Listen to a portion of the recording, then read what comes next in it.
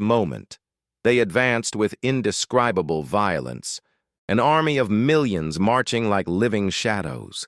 In the midst of that chaos, the sky opened one last time, and what appeared was not destruction, but glory. A light so absolute that all darkness recoiled as if being ripped out by the root. A white horse advanced. The one riding it had eyes like flames, and on his head were many crowns. His robe was dipped in blood, and on his thigh was written, King of Kings and Lord of Lords. All of heaven marched behind him. The earth trembled as it recognized his authority. The beast roared in defiance. The false prophet tried to deceive until the last second. The nations gathered to fight the one who comes from eternity. But when he spoke, just when his voice rose, the world fell silent. Truth manifested. Justice fell like a storm. Evil was crushed without effort, and before everyone's eyes, the end truly came. But the end was not just destruction. The end was the beginning of something new, something no human eye had ever seen, something reserved for after the last breath of the old world. And in that final moment, everyone knew.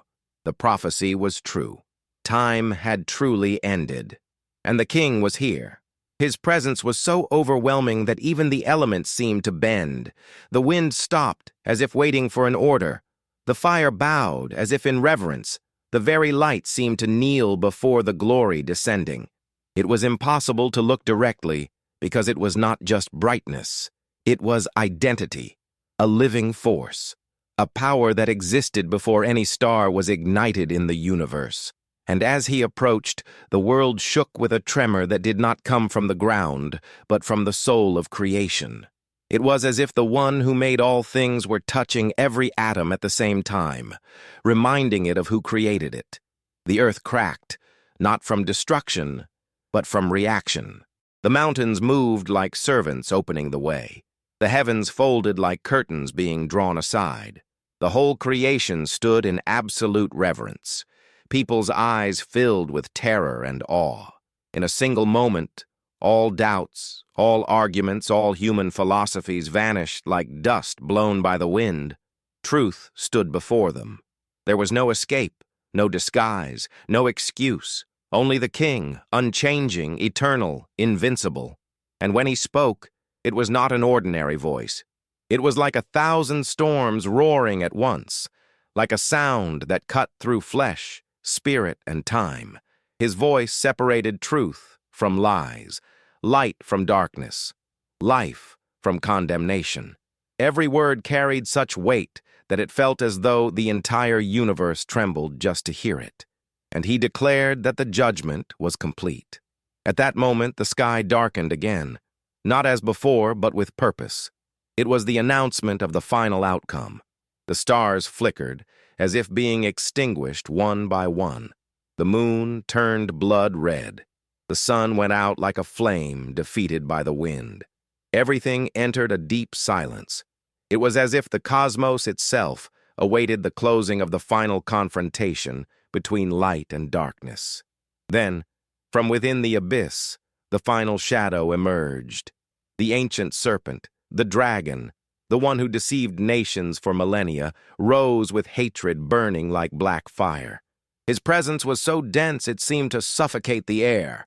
His eyes were two slits of eternal wrath. His scales shone like burning metal. When he roared, the sound crossed worlds. It was a final attempt at resistance, a last cry of rebellion, a desperate effort to challenge the king. But the light emanating from the rider did not retreat. It moved forward like a holy storm. Every movement of his carried the force of all truth, all justice, all holiness in the universe. It was the full manifestation of what had been written since the beginning of time. Evil would be defeated forever. The battle was not long, not because darkness was weak, but because light was absolute. The dragon advanced with fury, but a single glance from the rider made its strength falter. A single word brought its burnt wings to the ground. A single gesture caused the abyss to swallow it again, this time not as a temporary prison, but as eternal condemnation. Spiritual flames engulfed the creature, and the place of deep darkness was sealed forever. There would be no return, no more temptation, no more lies. The age of rebellion was over. People watched in complete silence. Some cried. Others trembled so much they could barely stand. Others simply collapsed under the magnitude of the moment. It was as if the human soul finally understood the weight of what had always been written, but never fully grasped. The end was not just the end. It was the final adjustment, the final line between what had been corrupted and what would be restored. And then, a great sound echoed in the sky.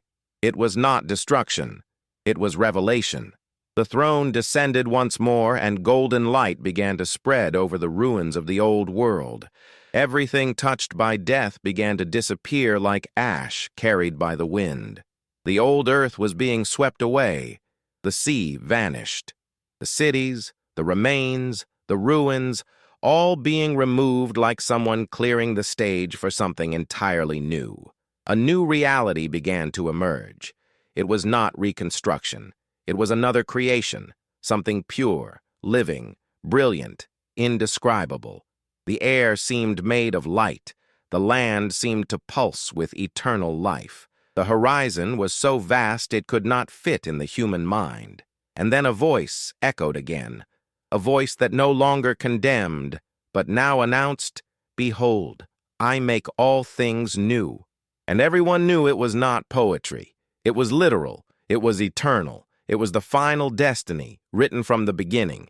And before that perfect scene, before that new creation emerging before their eyes, all understood deeply that nothing that existed before could be compared to what was now being born. The old world, with its pain, its darkness, its war, had finally come to an end.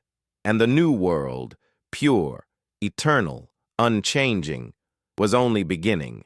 If this story touched you, if it made you reflect on what is coming and on the eternal purpose that awaits us, then don't let it pass. Like this video, share it with someone who needs to hear this message, and subscribe to the channel to receive more deep, revealing, and impactful stories like this. Here, every day, we explore biblical mysteries, prophecies, and truths that transform lives. Welcome to Mystery of Life. The mystery has only begun.